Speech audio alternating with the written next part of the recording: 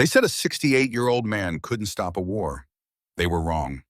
Callisto 7 burned beneath twin suns, the planet's surface cracked like old leather under boots that had seen too many miles. Commander James Mitchell stood alone in the kill zone between two armies, neither weapon nor armor on his frame, just the weight of 7 decades and a truth nobody wanted to hear. Smoke rose from 100 fires, ash drifting like snow that would never melt. Behind the eastern ridge, 3,000 rebels clutched rifles stamped with Earth serial numbers. Behind the western bluff, another 3,000 gripped identical weapons marked with chirolith glyphs. Same manufacturer, same profit margin, different lies. The wind carried the stench of burnt ozone and fear sweat. Jim's hands hung loose at his sides, fingers steady despite the tremor that had started creeping into his left hand 6 months back. Age came for everyone. Gravity never lost. But 6 months ago, gravity had been the least of his problems. 6 months earlier, Prometheus Station hung in Earth's orbit like a steel promise wrapped in solar panels and lies.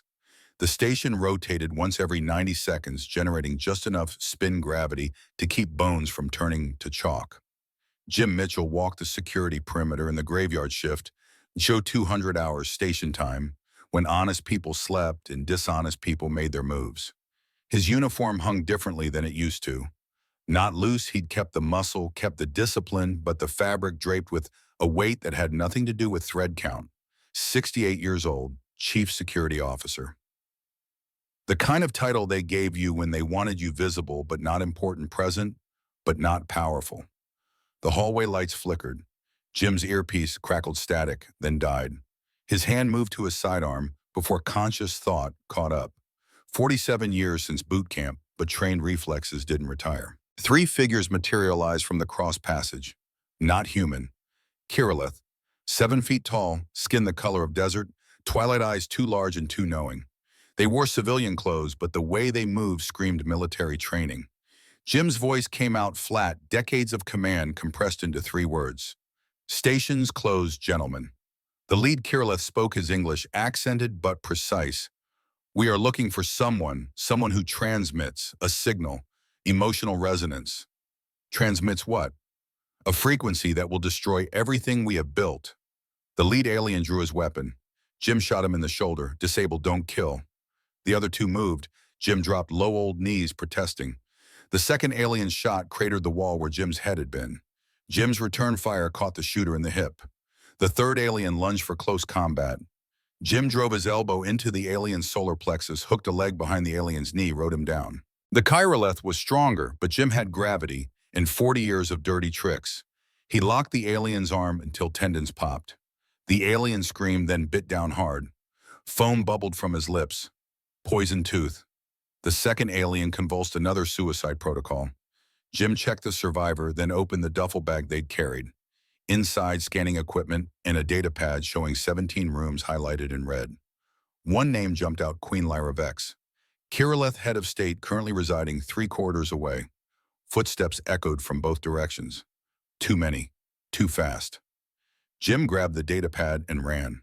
The diplomatic suite's interior favored clean lines and empty spaces. Queen Lyra Vex stood by the window, her back to the door, silhouette sharp against Earth's blue curve. Your Majesty, we need to talk. She turned, young for a monarch, 42 by human reckoning. She wore no crown, just a simple robe. Commander Mitchell, I wondered when you would arrive. You knew I was coming. I felt you in the hallway, fighting. She stepped closer. You are afraid, but not of death. You are angry, but not at me. 3 feet away now. You are also the only human on this station I can hear clearly. Jim's hand stayed near his weapon. Here, your kind experiences emotion as something internal, private. My kind experiences it as transmission, broadcast, a carrier wave of biochemical intent. She stopped 1 arm's length away. Most humans are silent to us, but you are shouting. Shouting what? Everything. Guilt over the soldier you couldn't save in Kafji. Pride in the 73 you did. Shame over the demotion. Relief that you kept your honor anyway. Her eyes found his. You are a frequency carrier, Commander. I have searched for someone like you for 15 years. Why time? Because I am dying and I need someone who can hear me scream. The suite's main door exploded inward. Colonel Marcus Webb strode through the smoke, flanked by 8 security officers in full tactical gear. Your Majesty, I need to place you under protective custody. We've received intelligence suggesting an assassination attempt. Jim pulled out the datapad. Sir, those assassination attempts already happened. I just put down 3 Chirolith operatives. They were carrying targeting data that includes Her Majesty. Webb's expression didn't change. Your Majesty, if you'll come with us. No, Ian. Lyra's voice carried harmonics that made Jim's teeth ache. Commander Mitchell has provided more protection in 5 minutes than your station has offered in 3 weeks. I will remain with him. That's not an option. It is the only option, unless you intend to arrest a sitting head of state, in which case General Draxler will consider any restraint an act of war. Webb's hand moved to his sidearm. The 8 officers tensed. The moment stretched. Then Webb's hand dropped. Very well. Commander Mitchell, you are hereby assigned as Her Majesty's personal security detail. Consider this a direct order. Do not make me regret it. When they left, Lyra spoke quietly. Your colonel wants me dead. Bold claim. Not a claim, a certainty. I felt his fear when he entered. Fear that I would escape. She looked at Jim. The one that began 15 years ago when someone poisoned my father. Who killed your father? General Draxler Kane, commander of the Chirolith Imperial Fleet. My father's most trusted advisor. She turned to the window. I have spent 15 years gathering evidence. 15 years of knowing the truth and being unable to prove it, because evidence means nothing when people have already decided you are too damaged to be believed. Jim crossed to stand beside her. Why tell me? Because you are the first person in 15 years who might actually hear it. Alarms shrieked through the station. Alert, unscheduled approach detected. Unknown vessel on intercept vector. Jim's tactical display lit up. The Shadow Crown Lyra's personal transport was burning hard on an intercept trajectory, but something was attached to its dorsal surface. Something that didn't match any ship profile in Jim's database. Elion Construct, Lyra breathed. Pre-collapse technology, 5,000 years old. It should not be active. The station shook. Not weapons impact, a vibration that resonated with bone. Jim's display went haywire. The Shadow Crown's energy output dropped by 40%. It's feeding, Lyra said, drawing power, downloading data. Webb's voice crackled over Jim's earpiece. All units weapons free on the parasite ship. Fire at will. Belay that colonel. If you fire while it's connected, you'll kill 300 crew. You have 30 seconds to evacuate the Queen. After that, we eliminate the threat. 29 seconds left. Jim looked at Lyra. Can your people disconnect? Not without destroying primary systems. The construct has integrated too deeply. 15 seconds. There is a third option, Lyra said. Someone interfaces directly with the construct. Determines intent. Your people have neural interface technology. My people are biologically incompatible. The frequency mismatch would kill them. Her hand moved to his shoulder. But you transmit on frequencies we have never encountered. If anyone could survive contact, you want me to plug my brain into a 5,000-year-old alien computer that's currently eating your warship? Yes. 5 seconds. Get me to a shuttle. They ran through corridors strobing between red and black. The shuttle bay was empty. Jim bypassed safety locks with his command override. The hangar doors groaned open, revealing the Shadow Crown hanging against Earth's curve. Launch clearance came through automated no-human controller, willing to take responsibility. Jim punched the throttle. The shuttle kicked free, driving them back into seats that compressed lungs. Weapons charging, Lyra read from the threat board. 20 seconds to firing solution. Jim angled into the Shadow Crown's sensor shadow, using the larger ship's bulk as cover. Talk to me about this construct. The Elion were the first spacefaring civilization in this region. They built wonders, generation ships, terraforming engines, cultural archives. Lyra's hands moved across controls. But they fell. Not to war. They stopped connecting. Stopped feeling each other. Evolved themselves into isolation until their civilization fragmented and died. And this construct is what? A memorial, a warning, a message in a bottle. She looked at him. Or a weapon. The Elion built those too. Jim brought the shuttle alongside the construct close enough to see organic curves meeting geometric precision. A port opened, irising smooth and invitation clear. Inside darkness, lit by bioluminescent patterns. Jim checked his suit seals and looked at Lyra one last time. If this goes wrong and I come back mind-controlled, shoot me. I will. Don't hesitate. I will not. He opened the airlock. Inside was library and cathedral and tomb, architecture that served functions his mind kept trying to interpret as rooms, but they weren't. They were concepts given form, ideas made physical. At the center floated an interface node. Organic technology merged with crystalline precision. Jim approached with caution, learned from staying alive. The neural cable in his hand felt inadequate. He plugged in anyway. The universe exploded inward.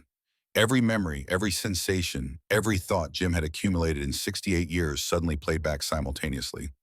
Birth, childhood, boot camp, CAFG. The soldier he couldn't save, Private David Torres, 19 years old, who'd bled out in Jim's arms despite everything. The medal, the demotion. Every moment compressed into a single point, and Jim was the point. Then something else arrived. A presence ancient and young, massive and intimate. It spoke through sensations that bypassed language. Images flooded Jim's consciousness. Beings building cities that touched clouds. Ships that bent space, a civilization that achieved post-scarcity abundance, and discovered that abundance without meaning was expensive emptiness. They had evolved, optimized their genetics, stripped away inefficient emotional responses, built themselves into pure, rational actors, perfectly logical, completely isolated. And then they died. Just faded away generation by generation as beings who no longer felt connection, stopped caring if tomorrow came. The presence the archive spoke in knowing you are keeper, Jim's thoughts formed slowly. I don't know what that means. You carry memory. You hold grief. You preserve what others forget. Images Torres in the sand dying. You remember those you could not save. This is keeper behavior. I'm just a security guard with PTSD. You diminish yourself. Others diminished you. But the memory remains. You are still trying to save him. The archive showed Jim something he'd forgotten. Torres had smiled in those final seconds, had whispered too quiet for helmet mics. Thanks for staying. Jim hadn't heard it. Too much noise, too much chaos. But some part of him had recorded it anyway, filed it deep where the archive could find it. He forgave you. You have not forgiven yourself. Jim felt something break inside his chest. Not bone, something deeper. A knot of scar tissue he had been building for 30 years. It didn't dissolve, just loosened, gave him room to breathe. Why show me this? Because you connected? Because you and the other images of Lyra, sharp and clear, are bonded, dual resonance. First in 5,000 years, last chance before extinction arrives again. Bonded, I just met her. Two frequencies that harmonize. One transmits, one receives. Perfect balance. What my creators lost, what killed them, what you might restore. The archive's presence intensified. Allow me to merge. I will live again through you. Memory becomes flesh. Warning becomes wisdom. You will carry 5,000 years of failure forward as lesson. At what cost? Yourself, parts will remain. Core identity persists. But I am vast. You are small. Integration will change you. Possibly destroy you. Probability of survival, 42%. Jim thought about 68 years, the things he'd done and failed to do. Torres, who'd smiled and said thanks. The 73 others who'd made it home. Lyra spending 15 years knowing truth while everyone called her damaged. The Elion who'd optimized connection out of existence and died alone. Do it! The archive surged forward. Pain arrived first. Neural pathways flooded with 5,000 years of memory compressed into human neurons. Jim screamed not vocally but mentally, soul deep. He saw civilizations rise and fall. Watched children play games that would become mathematics. Felt love in forms language couldn't name. Learned philosophies that started where human thought ended. Experienced the slow isolation as emotion became optional, then extinct. Felt the last Elion die alone, surrounded by abundance, drowning in empty prosperity. Through it all, one thread connected everything: memory. the act of remembering. Not just facts, but feelings. The Allian had built this archive hoping someone would find it and remember them. Not their achievements, just that they'd existed, that they'd mattered to each other, for they'd forgotten how. The surge crested, broke, receded. Jim floated in the aftermath, neither fully himself nor fully archive, but something between. Dual consciousness. He could feel his body again, still alive. Altered but functional, and he could feel something else. Lyra. Not metaphor, actual sensation her fear transmitted across the void. She was terrified, for him. She stays near the shuttle. The archive spoke inside his head now. She maintains vigil. She would die for you, and you for her.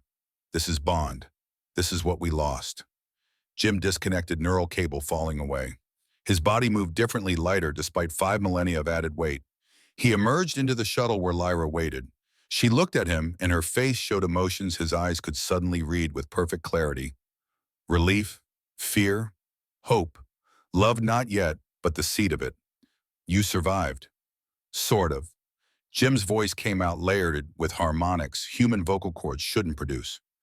The archive merged with me. We're both in here now. Integration, symbiosis. Lyra's hand rose, hesitated. May I? Jim nodded, her palm pressed against his chest.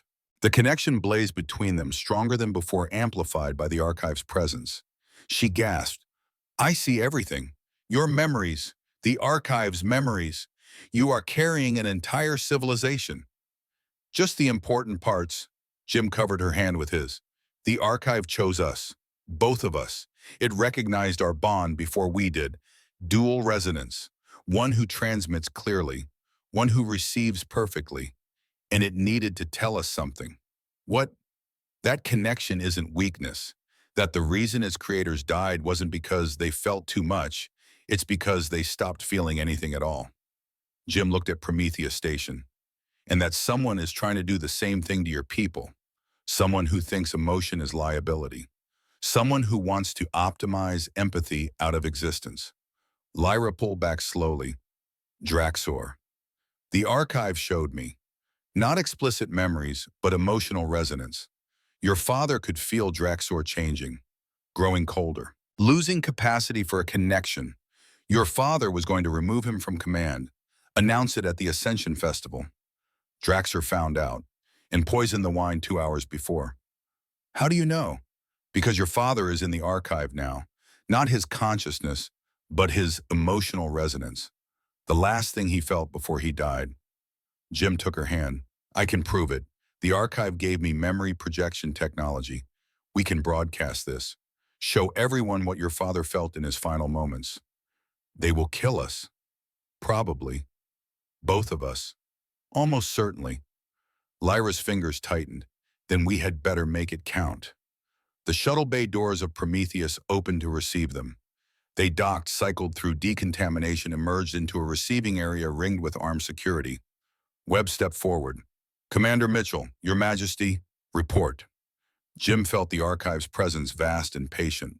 He'd spent 68 years trusting chain of command, believing the system would self-correct.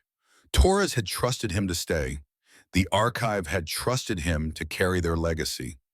Lyra trusted him to do what conditioning said was impossible. He looked at Webb through eyes that processed more than visible light, saw micro-expressions, human consciousness normally filtered, saw fear and calculation, saw a man who'd already made his decision. Sir, with all due respect, you're under arrest. Webb's hand moved to his sidearm. The 8 officers raised weapons. Cameras kept recording. Lyra stepped forward, placed her hand on Jim's shoulder. The archive amplified their combined signal broadcast on frequencies that made every chirolith in the room stagger. Not coercion, just truth transmitted with clarity that bypassed language. This human carries proof, Lyra spoke.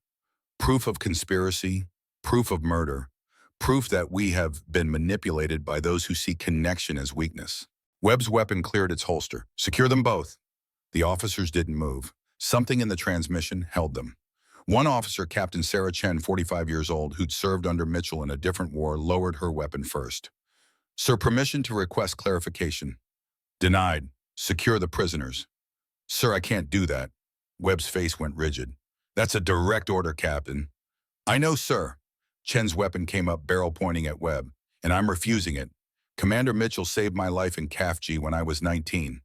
He taught me that sometimes doing what's right means disobeying orders. She glanced at the others. Who's with me? 3 raised weapons immediately. 2 hesitated, then followed. The last 2 kept barrels trained on Jim and Lyra, but fingers moved off triggers.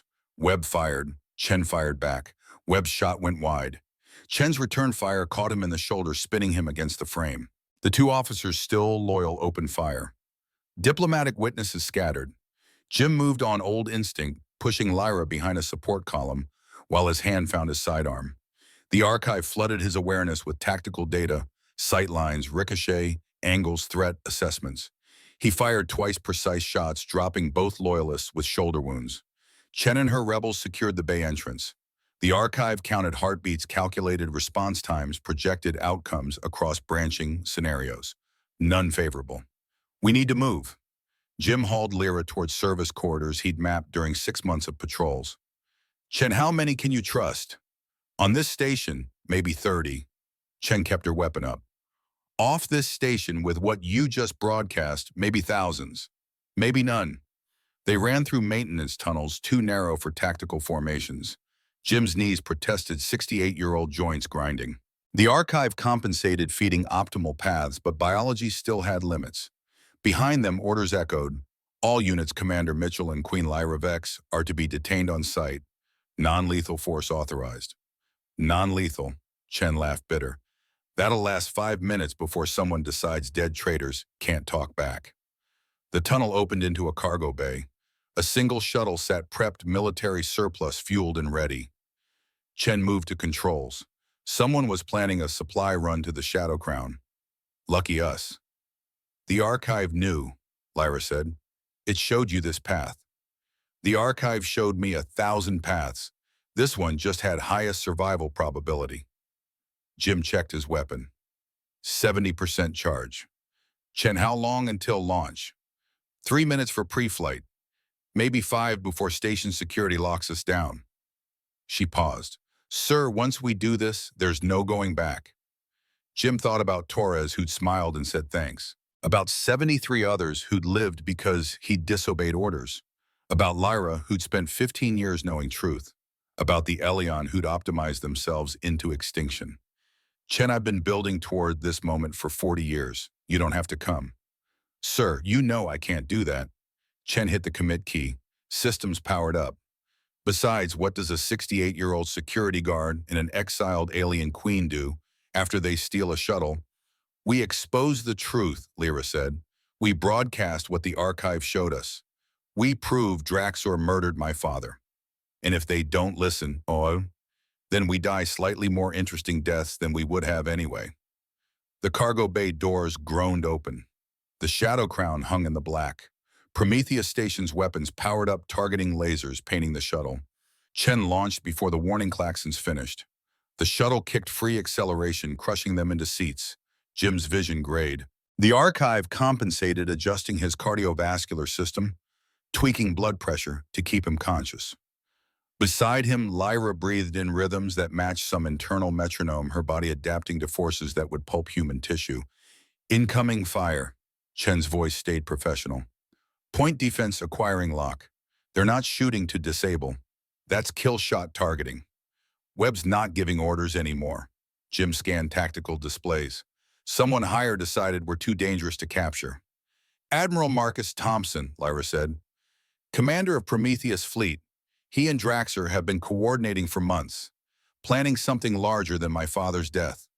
The archive pulsed data, not information insight, pattern recognition from 5,000 years watching civilizations fail. Draxor and Thompson weren't anomalies. They were inevitabilities. The Elion had called them synthesists, individuals who optimized for efficiency over empathy, who built strength through isolation. The Elion had learned that synthesists always destroyed what they claimed to protect. Usually too late. Prometheus fired. 3 missiles fusion-tipped. Chen threw the ship into evasion patterns that should have broken the craft. Brace for impact. We're not making it to the crown. Jim felt the archive reach through their neural link, extending awareness into the shuttle's systems. Not hacking integration, the same way it had merged with his consciousness. The shuttle's point defense activated without Chen touching controls. Turrets that shouldn't have had power suddenly lit up. Interceptor rounds streaked out, meeting missiles and fusion fire that turned space brilliant white. What? Chen stared at instruments. Commander, did you just hack our ship? The archive did. Jim felt the presence in his mind. 5,000-year-old AI is good at adapting. That's terrifying. That's survival. The Shadow Crown loomed, larger hangar doors opening. Chen threaded through an approach that would have failed any certification. They hit the deck, hard landing gear compressing beyond safety margins. The hangar pressurized. Gravity reasserted. Jim's knees screamed as he stood.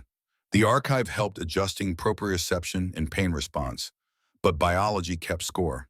Lyra moved to the airlock posture, shifting from refugee to monarch. The hatch opened. Beyond stood 50 Kirilleth warriors in full combat gear, weapons tracking the shuttle. At their head stood General Draxor Kane, 8 feet tall, armor integrated into his biology, face scarred by conflicts that predated human spaceflight. Lyra, you have made substantial mistakes. I have made one mistake. Lyra descended the ramp, shoulders back, every inch a queen. I trusted you. My father trusted you. And you repaid that trust with poison. Draxor's expression didn't change, but the archive whispered translations reading micro-expressions. Anger, contempt, fear hidden deep. Your father was weak. Sentiment clouded his judgment. He would have led our people into decline. Draxor stepped forward. I ensured our survival. I made the difficult choice he could not. You murdered him. I protected the Empire. By killing the one person who could feel what you'd become. Lyra's hand moved to her chest. You are empty, Draxor. You optimized connection away because it interfered with tactical calculations. And now you plan to do the same to our entire species. Emotion is inefficiency. Empathy is vulnerability. Your father understood this. He began the optimization programs. I merely continued his vision after he grew too weak. Jim stepped off the ramp, placing himself between Lyra and Draxor. The archive flooded his consciousness with threat assessments. Probability trees converging on everyone dying. But some branches showed narrow paths where truth cut deeper than weapons. General, I'm Commander James Mitchell. I'm carrying something you need to see. I need nothing from a human. Draxor's contempt translated clearly. You are contamination. Admiral Thompson has transmitted your psychological profile. Traumatized? Guilt-ridden? You see Lyra's paranoia as purpose because it mirrors your own. That's a nice theory, but I've got evidence. Actual recorded data from the moment King Valar died. That got Draxor's attention. Warriors responded to cues humans couldn't perceive. Impossible. All witnesses were questioned, all recordings analyzed. By investigators you controlled, Lyra said. You spent 15 years ensuring no evidence remained, but you did not account for technology that could record emotional resonance itself. Jim felt the archive rise through their connection, drawing on Lyra's biology and his neurology, creating a transmission format neither species had invented, but both could receive. Memory projection, experience broadcasting, truth transmitted with clarity that bypassed skepticism. This is what your king felt in his final moments. The hangar flooded with resonance. Not sound, not light, something between sensation transmitted through biochemical channels. King Valar's last minutes played across every nervous system in range. The festival, the wine, the poison subtle and sophisticated, the realization that betrayal came from within, the desperate attempt to call for help while vocal cords seized, the look across the banquet hall where Draxor stood, face arranged in concern, while his eyes reflected something else, satisfaction. The projection faded. 50 warriors stood, frozen weapons, slack expressions showing horror. Recognition. The unwilling acceptance when evidence bypasses defensive barriers, consciousness builds to protect comfortable lies. Draxor recovered first. Fabrication. Human technology manipulating Kirilleth neurology. This proves nothing except your desperation. It proves you're afraid, Lyra said. Afraid of what happens when people feel truth instead of hearing lies. afraid that your optimization means nothing against the simple fact that you are incapable of connection. Draxor's hand moved to his weapon. 30 warriors moved faster, placing themselves between their general and their queen. Not attacking, just standing witness to the decision they'd made, loyalty shifting in seconds. Stand down, that is a direct order. No, the speaker was Major Saren, veteran with scars marking 3 decades. We felt what you did, General. We felt King Valar die, and we felt your satisfaction. Her weapon came up. You are under arrest for regicide. Draxor moved, not toward escape, toward Lyra. The kind of desperate lunge that meant either she died or he did, and he'd already accepted both was acceptable. Jim intercepted. 40 years of combat training compressed into milliseconds. His body moved before his brain processed threat, old training activated by situations his hindbrain recognized. He caught Draxor's wrist, redirected momentum, used the general's strength against him through leverage that didn't care about age. They hit the deck together. Draxor was stronger, faster, enhanced through modifications. But Jim had the archive, and it had watched 5,000 years of warfare. It knew every martial art humanity had invented, and 1,000 more the Elyon had perfected. It fed Jim countermoves before Draxor completed attacks. Jim drove his elbow into the nerve cluster below Draxor's third rib, not where humans would strike, but where Kirilleth neurology concentrated signals. The general spasmed. Jim rolled clear, breathing hard, ribs aching. Major Saren and her warriors secured Draxor restraints, clicking into place and around limbs that still tried to fight. This changes nothing, Draxor said. Thompson controls Prometheus fleet. My second in command controls the home fleet. You have exposed one truth while surrounded by forces that will ensure it dies with you. Maybe, Lyra knelt beside him, or maybe truth is contagious. Maybe once people feel what really happened, they start questioning other comfortable lies. Then they will be weak. No, General, Jim stood. They'll be whole. There's a difference. The Shadow Crown shuddered. Not weapons impact resonance. The same frequency that had connected Jim to the archive, Lyra to Jim, but amplified. The archive had been waiting, learning. In the seconds it took Draxor to move, it had integrated into the Shadow Crown's communication systems. Now it broadcast King Valar's death across every receiver in range, not as data, but as experience. Prometheus Station received it, felt it, understood. The Crown's communication officer looked up, face showing emotions her training said she shouldn't express. Ma'am, we're receiving response transmissions. Hundreds, from both human and Kirilleth vessels. Content. Lyra's voice stayed steady. Support mostly. Outrage, demands for investigation. 3 Earth cruisers have broken formation with Thompson's flag group. 5 Kirilleth destroyers are burning toward our position. She paused. They're broadcasting loyalty oaths. To you, Your Majesty, not to Draxor. How many remain loyal to Draxor? Unknown, but fewer than an hour ago. She met her queen's eyes. Your transmission worked. People felt truth. Now they're choosing sides. Jim felt the archive pulse satisfaction. 5,000 years watching civilizations fail, and finally someone had listened. Not complete, not permanent, but enough. A chance. What happens now? Chen stood at the hangar entrance, weapon holstered. We just started a civil war. 2 civil wars, technically. Now we finish what we started, Lyra said. We travel to Callisto 7. The rebellion's there, the weapons flooding both sides, all of it traces back to companies Thompson controls. If we can prove he and Draxor were manufacturing conflict for profit, we demonstrate this isn't individual corruption. It's systemic, and systems can be changed. Callisto's a war zone. Jim checked his weapon by habit. Still 70%. His hands were developing a tremor he couldn't suppress. 2 factions, 3,000 fighters, each all convinced the other side wants genocide. We walk into that, we're targets. Then we become very difficult targets, Lyra said. Commander, you taught Chen that sometimes doing what's right means disobeying orders. Let me teach you something the Elyon learned too late. Truth doesn't win by being reasonable. It wins by being undeniable. The Shadow Crown's engines powered up, transitioning from parking orbit to active maneuvering. Jim felt the archive interface with the vessel's systems, offering optimization pathways engineers would take years to develop. The ship responded like a living thing. Outside space filled with ships choosing sides. Earth cruisers breaking formation. Kirillith destroyers burning toward loyalty or rebellion.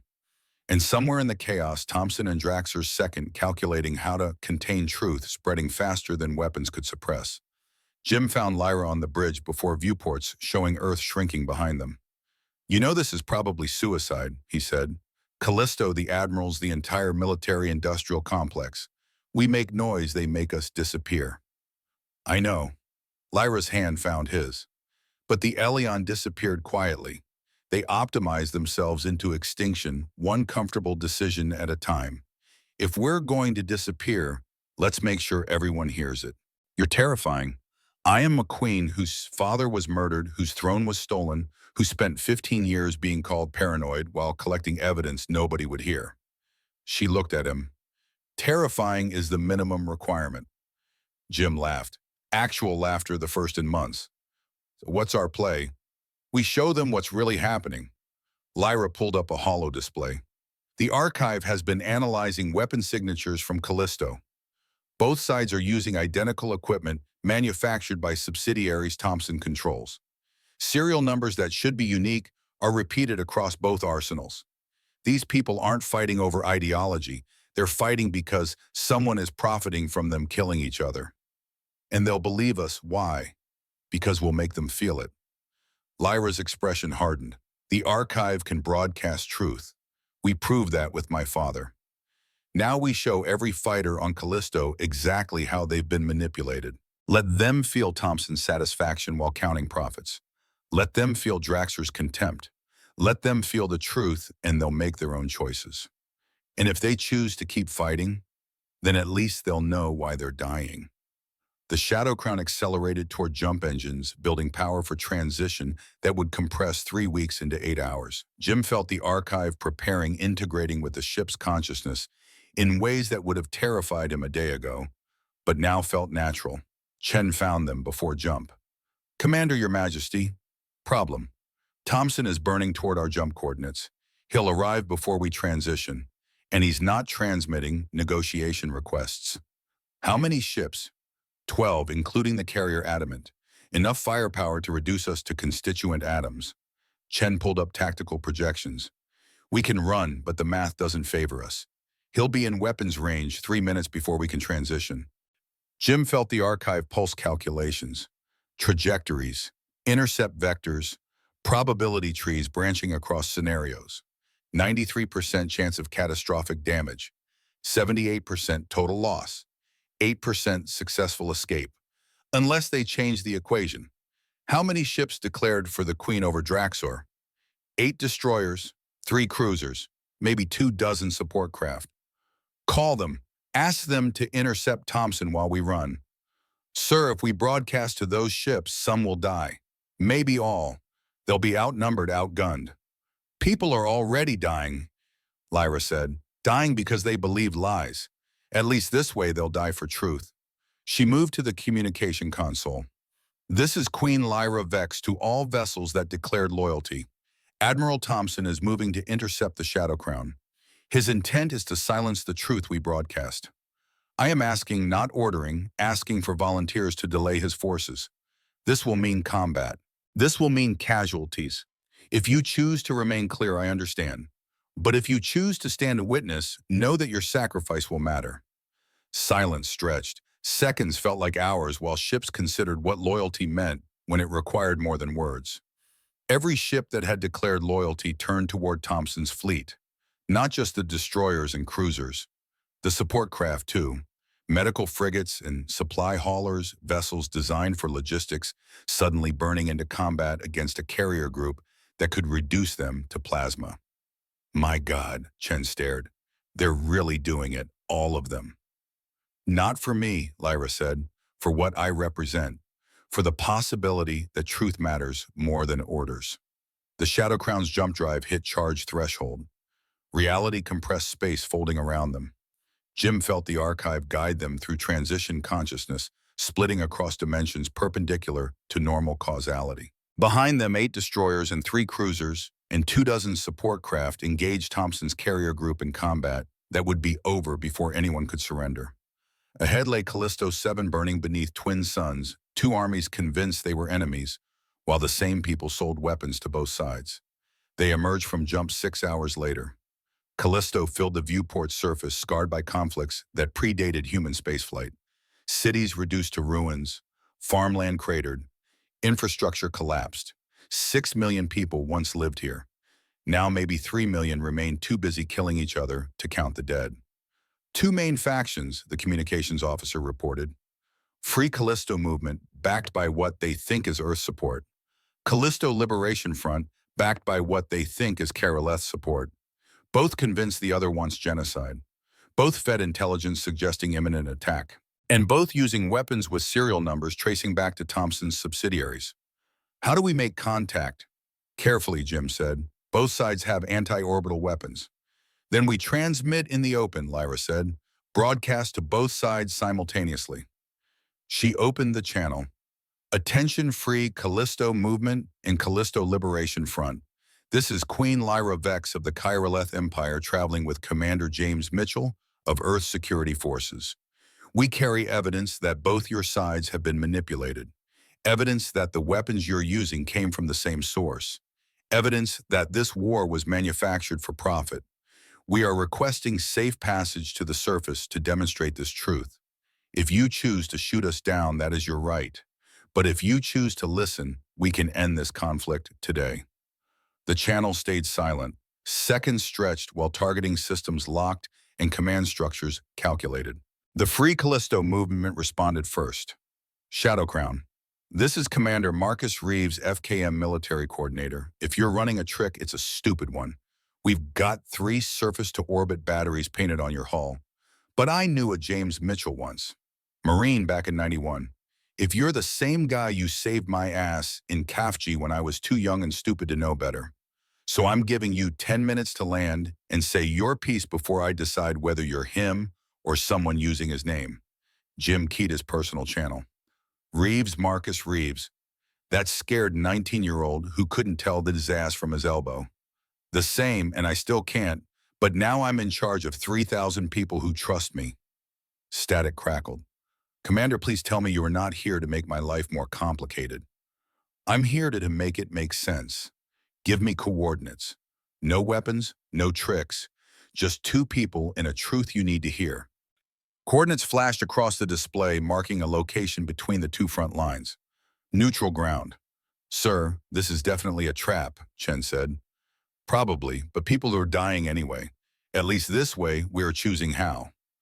The shuttle dropped through atmosphere that tasted like smoke descent controlled by Chen's hard-earned skills.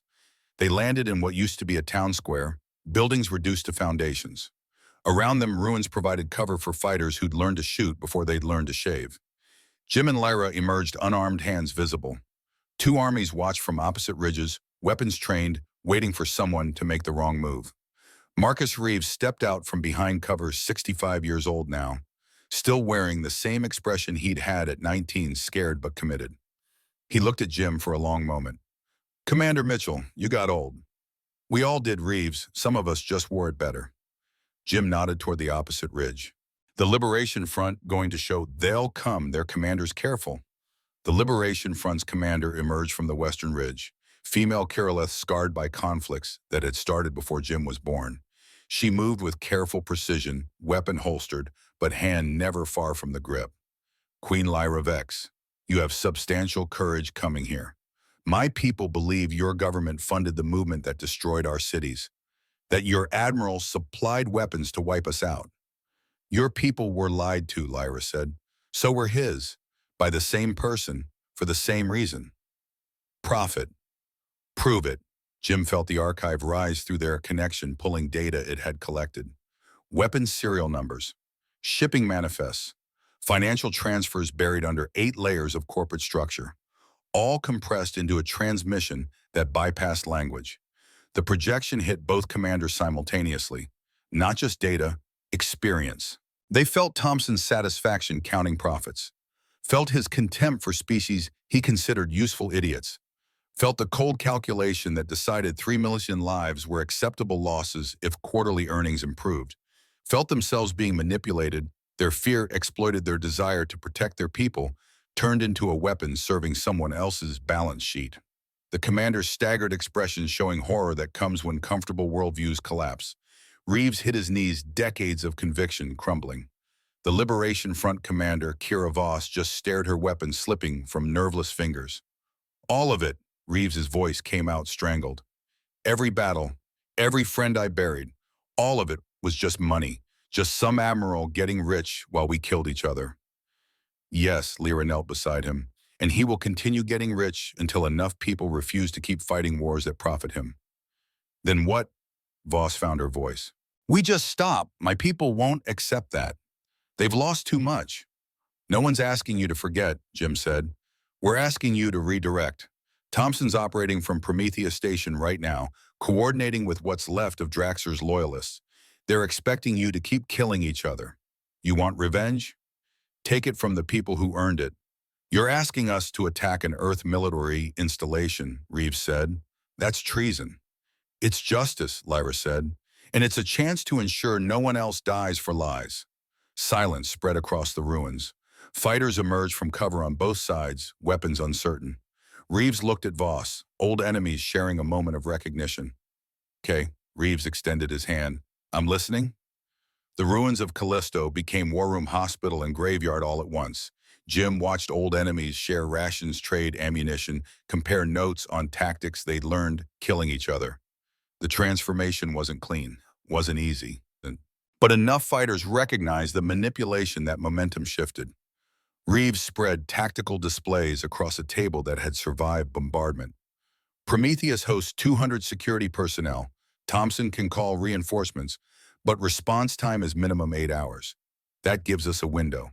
Voss highlighted defensive positions. The station's point defense systems are designed to repel missiles and boarding pods, not coordinated assault from multiple vectors. If we can disable their targeting arrays before weapon lock, we might survive approach. Might. Jim studied projections, feeling the archive pulse tactical assessments. 5,000 years of military doctrine suggested this plan rated somewhere between desperate and suicidal. We're talking about assaulting a military station with forces that have been fighting each other for 3 years. No shared communication protocols, no unified command structure. Most of your people have never operated in zero-gravity combat. Then we learn fast, Reeves said.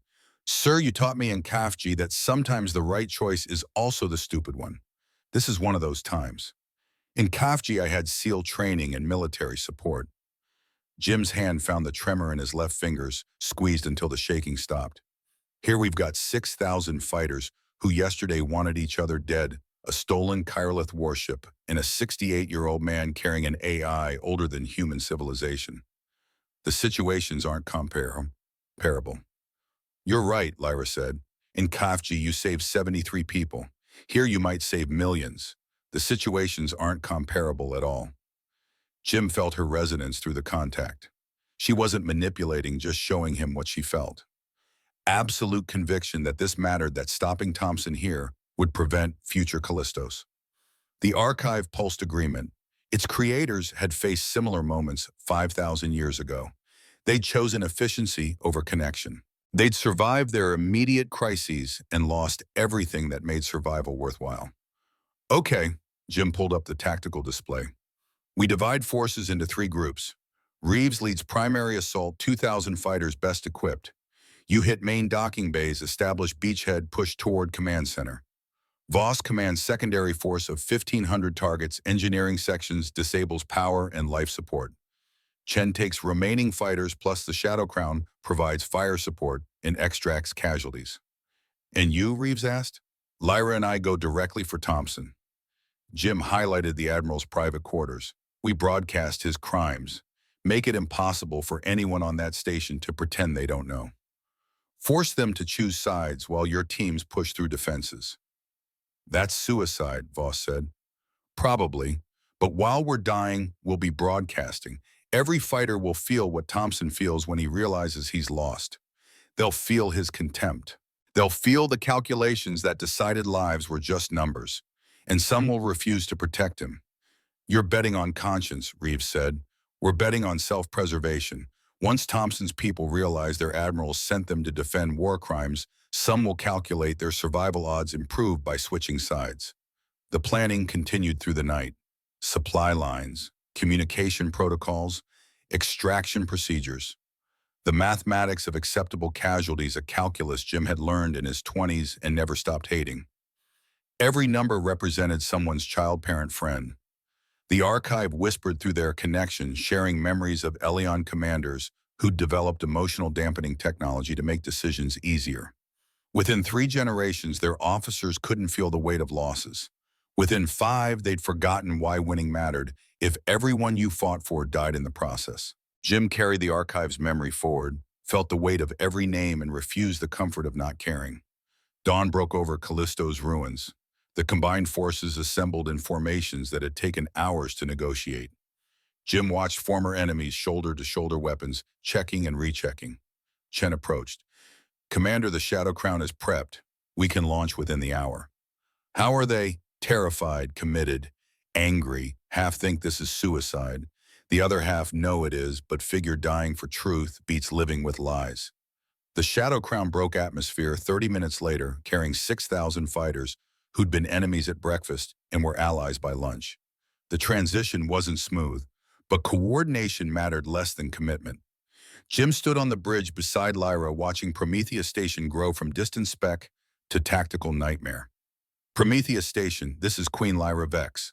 We are requesting immediate arrest of Admiral Thompson on charges of war, profiteering, conspiracy to manufacture armed conflict, and crimes against humanity and Kyroleth civilization. Surrender the Admiral peacefully, and no further action will be necessary." Static crackled. Then Thompson's voice emerged smooth. "Your Majesty, I'm afraid you're operating under serious misapprehensions.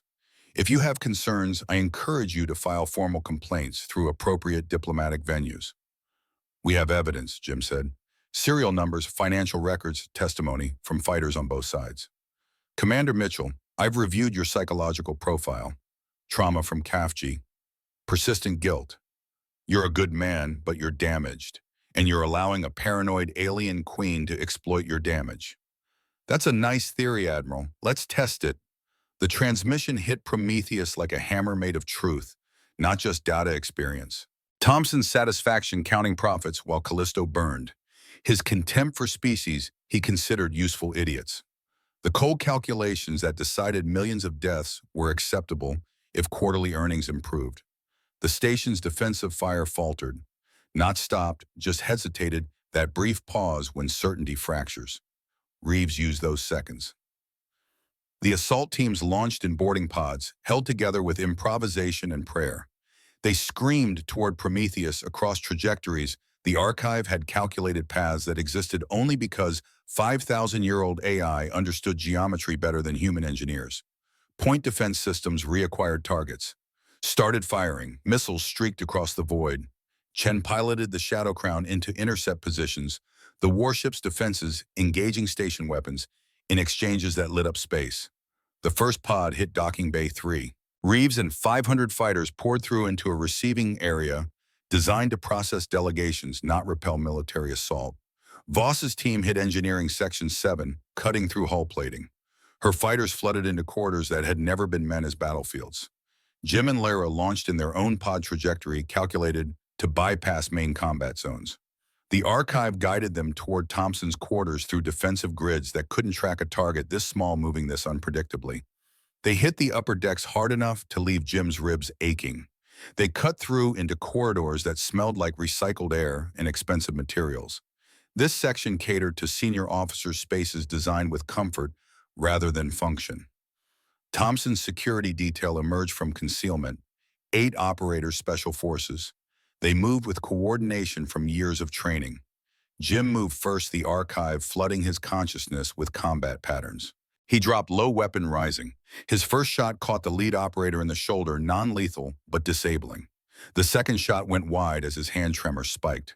Lyra used resonance instead, broadcasting fear and doubt on frequencies these operators had never encountered.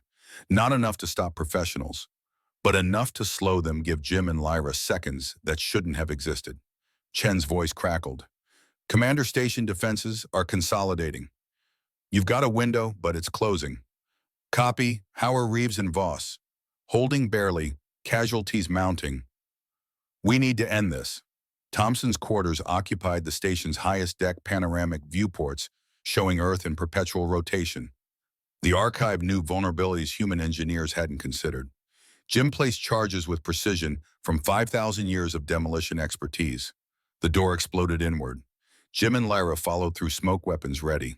Instead of final defenses, they found Thompson sitting at his desk, hands folded. Expression calm.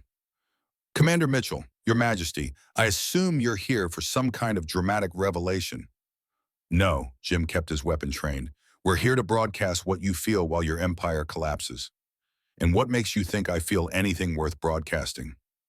Thompson stood. You've carried that archive long enough to understand what the Elion learned.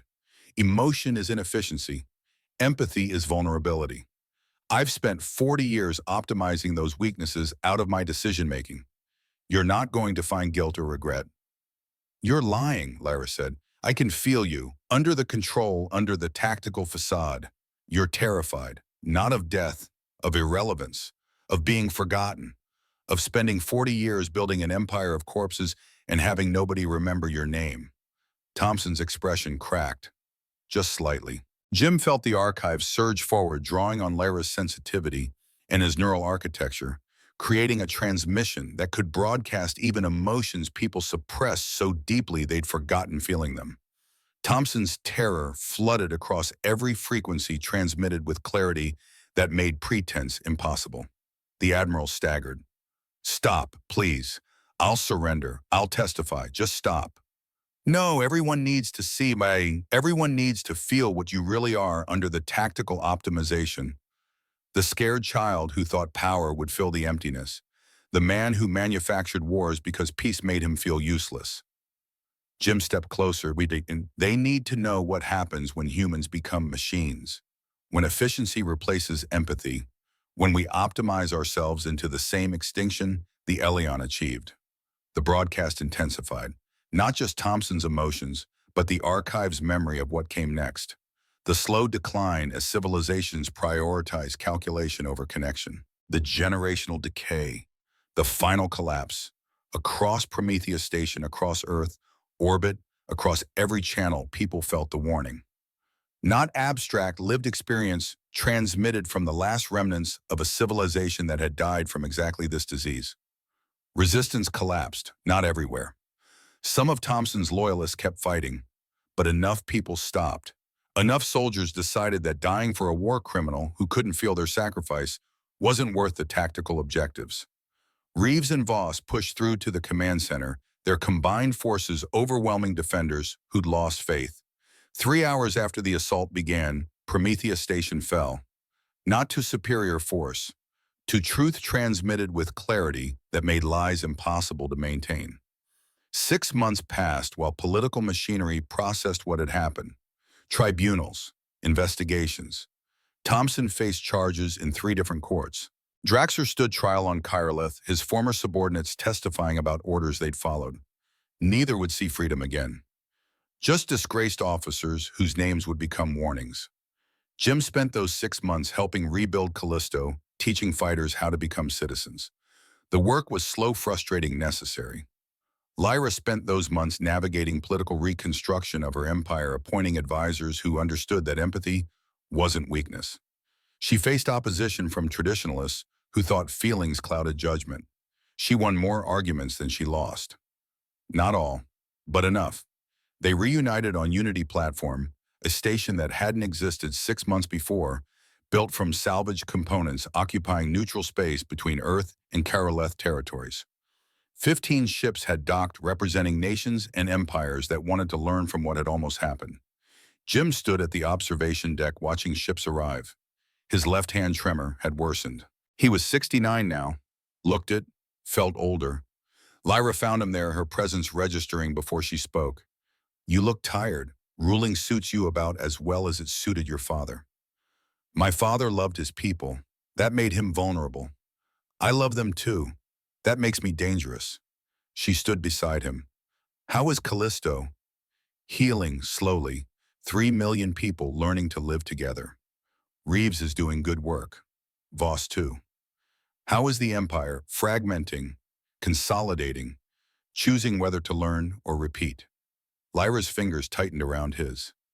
Some provinces are embracing resonance education, teaching children to feel rather than suppress. Others are doubling down on optimization. I cannot force change, can only offer example. You're doing better than hope. Jim pulled up statistics. 17 planets have adopted resonance-based education. 32 have requested archive access. 8 species that had no prior contact have reached out. He looked at her. You changed the galaxy. That's not nothing. It is not everything. I wanted to ask the archive, how much longer can you carry it? Jim felt the AI pulse through their connection. The integration had been consuming him slowly. Another decade, maybe. Then the archive would need a new host. Long enough. The archive chose us because we could feel. Whatever time we have left, we use it teaching others what the Elion forgot. And after someone else carries forward. Chen, Reeves, Voss, the children being born on Callisto who'll grow up learning both species' languages. The Elion died because they had no one to inherit their capacity for connection. We're building inheritors. They stood together watching ships arrive. Below delegations assembled for the conference that would determine how 17 species approach the next century. Whether they'd follow the Elion into optimization-induced extinction or forge different paths. The outcome wasn't guaranteed, never was. Change required generations, required millions of choices made by billions of individuals. But for the first time in 5,000 years, the archive felt hope rather than warning. Jim descended from the observation deck with Lyra at his side. His knees protested, his hand tremor worsened. 69 years of accumulated damage demanding acknowledgement. He walked anyway, chose movement over stillness, engagement over withdrawal, the hard work of living over easy surrender to mortality. The conference chamber filled with delegates representing 17 species, each carrying concerns about optimization programs in their own civilizations. Jim and Lyra could give them no such certainty, could offer only experience, only the warning transmitted from 5,000 years ago. There is no formula, Jim addressed the assembly, no protocol that guarantees survival. The Elion had protocols, perfect optimization algorithms, flawless efficiency calculations. Those protocols killed them, slowly eroded their capacity for connection until nobody remembered why connection mattered. Then what do we do? A Varelian delegate asked. You choose feeling over efficiency when they conflict, Lyra said. You teach your children that emotions inform rather than interfere. You build systems that accommodate human weakness rather than eliminating it. You accept that sometimes the tactically optimal choice is morally catastrophic. And you remember that civilizations are built by people, not algorithms. The conference continued through the day, delegates sharing concerns and strategies. No consensus emerged, no universal protocol, just thousands of small agreements, local solutions that acknowledged reality was too complex for simple answers. That evening, Jim sat in comfortable darkness. Lyra had returned to the Shadow Crown. Chen was coordinating with station security. Reeves and Voss had remained on Callisto. He felt the archive pulse through their connection. 5,000 years of memory, 5,000 years of warning. The archive spoke in understanding. You are dying. Eventually, probably within a decade, will you find another host? If dual resonance emerges again, if not, I will wait. I am patient. I have eternity. And if nobody comes, then I will wait longer, until some other species makes different choices. You have given me hope, James Mitchell. After 5,000 years of warning into void, you chose to listen. You changed trajectory, not completely, not permanently, but enough. Jim thought about Torres, who'd smiled and said thanks, about 73 others who'd lived, about Lyra, who'd spent 15 years collecting evidence nobody believed, about Callisto, where 3 million people were learning to choose connection. It's enough. Whatever time we have left, it's enough. Outside his window, distant suns glowed across distances that made human concerns seem insignificant. But among those stars, ships traveled, carrying beings who'd learned from the Elion's failure, who'd chosen connection over optimization. 17 species today, maybe 20 tomorrow, perhaps 100 within generations. The archive had waited 5,000 years to find someone who would listen. Jim had spent 68 years learning to hear. Together, they'd changed enough that extinction wasn't inevitable. In the morning, the conference would resume. Delegates would argue and compromise. Some would fail. Some would succeed. All would try. That trying mattered. That effort counted. 6 months later, Unity platform had grown. 23 ships now, new delegations arriving weekly. The conference had become permanent, a living institution, where species taught each other what they'd learned about balancing efficiency and empathy. Jim spent his mornings in the education wing, teaching a small group of children, human chirolith, and 3 other species. They sat in a semicircle around him, eyes wide, asking questions about the archive, about the Elion, about what it meant to carry 5,000 years of memory. Did the Elion have children? A young Carolith girl asked. Yes, many children, but they stopped teaching their children how to feel. Each generation grew a little colder, a little more logical. By the end, Elion children were born into a world where nobody remembered why connection mattered. Is that why they died? Yes, they didn't die in war. They died from loneliness, from forgetting that being alive means feeling things even when feelings hurt. A human boy raised his hand. Commander Mitchell, you're old. When you die, what happens to the archive? The other children gasped, but Jim smiled. The archive will wait. Maybe it will find another pair like Queen Lyra and me. Maybe it will wait 1,000 years. But what's important is that you, all of you, are learning what the Elion forgot. You're learning both languages, both ways of thinking. You're the bridge. After class, Jim found Lyra in their shared quarters. She stood by the viewport, one hand resting on her abdomen. The medical scan confirmed it. She said quietly, I am carrying your child. The archive adjusted our biology, made it possible. Jim crossed to her, placed his hand over hers. Through their connection, he felt the new life, a third frequency joining their resonance. Not human, not Carolith, something new. What will we tell them, Lyra asked. When they ask why we did this, we'll tell them the truth, that we were scared, that we didn't know if it would work, that we chose hope over certainty, that we decided to build something new rather than preserve something old. And if the child asks about the Elion, we'll tell them about a civilization that forgot how to love, and we'll show them a galaxy that remembered. An alert chimed. Chen's voice came through, Commander, Your Majesty. We have a situation. Planet Velos 9. 5 million people. Civil war. They're requesting Resonance Initiative assistance. Jim looked at Lyra. She looked back, one hand still on her abdomen, the other reaching for his. We're not as young as we used to be, Jim said. No, but we're not done yet. They walked together to the hangar where the shuttle waited. Reeves and Voss were already aboard. They had arrived yesterday from Callisto, eager for another mission. Chen had a new crew of young officers from both species who'd volunteered for what everyone was calling the hardest job in the galaxy. Ready? Chen asked as Jim and Lyra boarded. No, Jim said, but we're going anyway. The shuttle lifted from Unity platform, joining the small fleet that had assembled.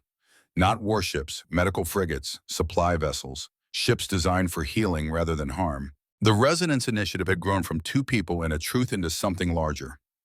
30 ships, 3,000 personnel, 17 species represented. As they accelerated toward the jump point, Jim felt the archive pulse through their connection. Not data, not warning, just quiet satisfaction. After 5,000 years of waiting, that had finally found people who understood. The jump engaged, reality folded. They emerged 8 hours later above Velos 9, where 2 armies prepared to destroy each other over grievances that seemed insurmountable until someone made them feel the truth beneath the lies. Jim stood on the bridge, Lyra beside him, their unborn child growing between them. Velos 9 Ground Forces, this is Commander James Mitchell of the Resonance Initiative. We carry no weapons. We carry only truth. If you choose to shoot us down, that is your right. But if you choose to listen, we can show you what's really happening. The channel crackled. Then a voice, Commander Mitchell, the James Mitchell from Prometheus Station, from Callisto. The same. Sir, we've heard the stories. We know what you did. Come down, please. Maybe you can help us understand what we're fighting for. The shuttle descended through atmosphere, thick with smoke from fires that hadn't been extinguished in months. They landed in a kill zone between 2 armies. Jim and Lyra emerged, unarmed, hands visible. And Jim felt it again that moment, when the impossible became possible, when two armies stopped shooting long enough to listen, when truth cut through lies like light through darkness. He was 69 years old, carried an ancient AI, walked with a pronounced limp. His hand tremor was so bad now that Lyra had to help him sometimes with simple tasks.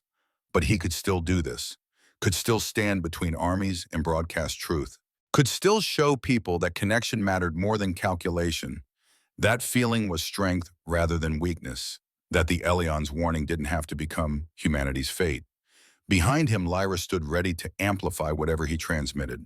Beside him, Chen and Reeves and Voss formed a circle of protection and support. Above them, the Resonance Initiative fleet held position ready to evacuate them if this went wrong. Below them, Velis 9 waited to see if an old soldier and an exiled queen could do the impossible one more time. Jim felt the archive rise through their connection, felt Lyra's hand squeeze his, felt the weight of 5,000 years of warning balanced against the hope of 5 million lives. He closed his eyes and began to broadcast. The observation deck of Unity platform offered panoramic views of space in all its terrible beauty. Jim sat in a comfortable chair. His knees couldn't handle standing for long anymore, watching ships arrive and depart. 70 ships now. The Resonance Initiative had become something nobody had imagined, not a government, not a military force, but a living movement dedicated to teaching connection. Lyra sat beside him, their daughter sleeping in her arms. 6 months old, with Jim's gray eyes and Lyra's bone structure. The first hybrid child born from human-Kareleth union. The medical community had declared it impossible. The archive had made it happen anyway. "What will we name her?" Lyra asked. They'd debated this for months. Jim looked at his daughter, feeling the archive pulse gently through their three-way connection. The child already showed signs of dual resonance, able to transmit like Jim received like Lyra, and something else besides, something new. "Hope," Jim said. "We'll call her Hope." That's not very original. No, but it's true. Below them, the latest conference session was concluding. 47 planets had now implemented resonance-based education. 92 species had requested archive access. The number grew daily. Not everyone agreed. Some civilizations had doubled down on optimization, convinced that emotion remained weakness, despite everything the Resonance Initiative had demonstrated. Some had descended into civil war over the question. Some had simply closed their borders and refused to engage. But enough had chosen connection over calculation that the galaxy was changing. Slowly, imperfectly, but changing. Chen appeared in the doorway. "Commander, we have another request. Planet Xeris 3, 8 million people. They need help." Jim felt his body's protest. 70 years old now. The archive kept him functional, but biology still kept score. Every mission took more out of him. Eventually, one mission would take everything. "Tell them we're coming." Lyra looked at him. "You should rest. Let someone else go." "I will. Soon. But not yet." Jim struggled to his feet, leaning heavily on the cane he'd started using 3 months ago. "The archive says I've got maybe another year, maybe 2. I'm not wasting it sitting in a comfortable chair." "You're impossible. I'm committed. There's a difference." They made their way to the hangar, Hope sleeping peacefully between them. The shuttle crew had changed again. Younger officers, eager volunteers who saw the Resonance Initiative as the most important work in the galaxy. As they boarded, Jim paused at the airlock, looking back at Unity platform. A year ago, it hadn't existed. Now it was home to 3,000 permanent residents, representing 60 species. A living experiment in connection. "Sir," Chen waited at the controls. "Ready when you are." Jim looked at Lyra, looked at Hope, felt the archive pulse through their connection, vast and patient and eternal in ways he wasn't. But for now, for this moment, he was enough. They were enough. The old soldier and the exiled queen and their impossible daughter flying toward another planet that needed to learn what the Elion had forgotten. The shuttle lifted. Behind them, Unity platform grew smaller. Ahead, Xeris 3 waited with its 8 million people and its impossible problems and its desperate hope that maybe somehow connection could triumph over calculation one more time. Jim closed his eyes, felt Lyra's hand find his felt hope stir in her sleep. And he remembered something Torres had said 39 years ago in the sand. "Thanks for staying." Jim had stayed, had chosen connection over comfort, empathy over efficiency. the messy, difficult work of feeling over the clean simplicity of calculation. The Elion had died alone in their optimized perfection, their last thoughts transmitted into a void, hoping someone would listen. Jim had listened, had carried their warning forward, had changed enough that future generations might choose differently. That was enough. Was whatever time remained, however many missions he could complete before his body finally gave out, it was enough. The shuttle jumped. Reality folded. They emerged above Xeris 3. Jim opened his eyes and began again.